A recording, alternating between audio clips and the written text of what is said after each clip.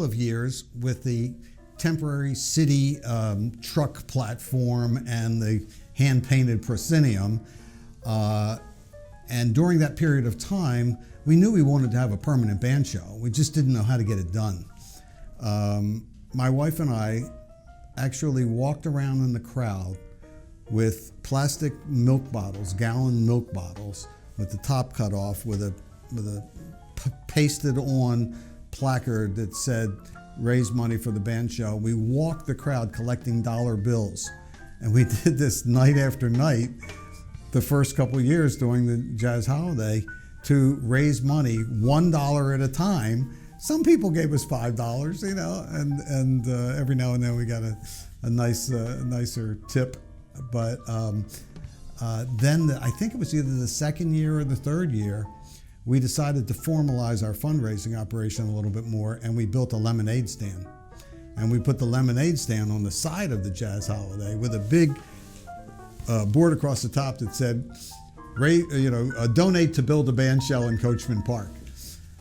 So we still had a couple people walking through the crowd with milk jugs, but we had that physical presence so people could come up and donate. And I think we gave them some little bumper sticker or something. You know, I donated to the band shell.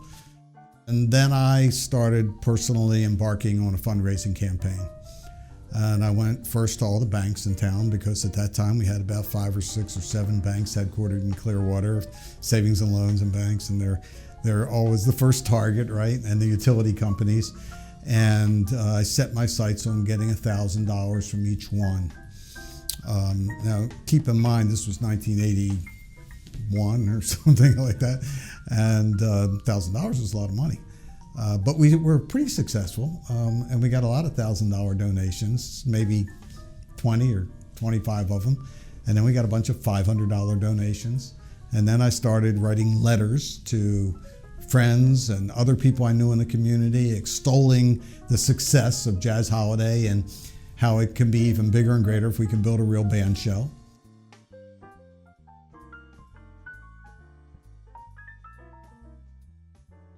And then one day I got a call from the father of a good friend of mine, Tim Johnson, who was a lawyer in Clearwater. His father, also named Tim Johnson, called me up and he said, "You have time for lunch?" And I said, "Sure." I met him for lunch. We met in what was then the Harborview Club. And I said, "What can I do for you, Tim?" And he said, "How are you doing with your band shell fundraising?" And I said, "Well, we're almost halfway there."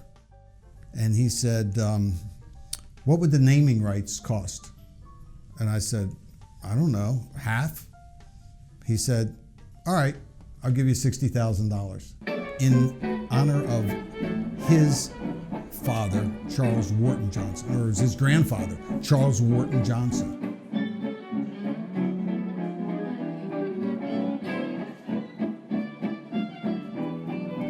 But that was the story behind why it was called the Charles Wharton Johnson Pavilion. That was Tim Johnson's grandfather, and he donated $60,000 to name it.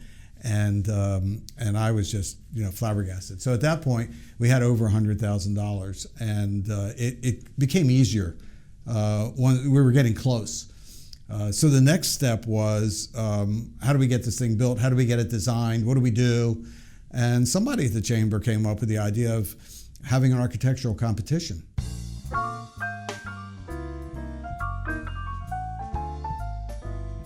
A sanctioned architectural competition with a juried selection committee. Long story short, we had 3 architects from out of town who were all fellows of the AIA, American Institute of Architects, flew in to act as the jury on a blind jury judging of submissions. And we got, 25 submissions.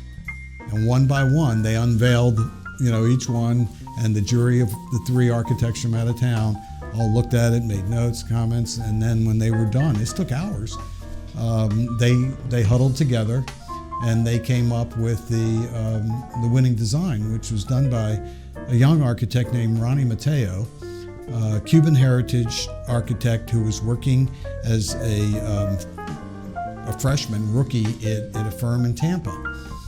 And I had never heard of him, but I had heard of the firm. And he designed what we know today as the Coachman Park Band Shell, which the year after it was built received a merit award from the Florida AIA, the Florida American Institute of Architects, which is an extremely coveted award. And it was given statewide for a public structure.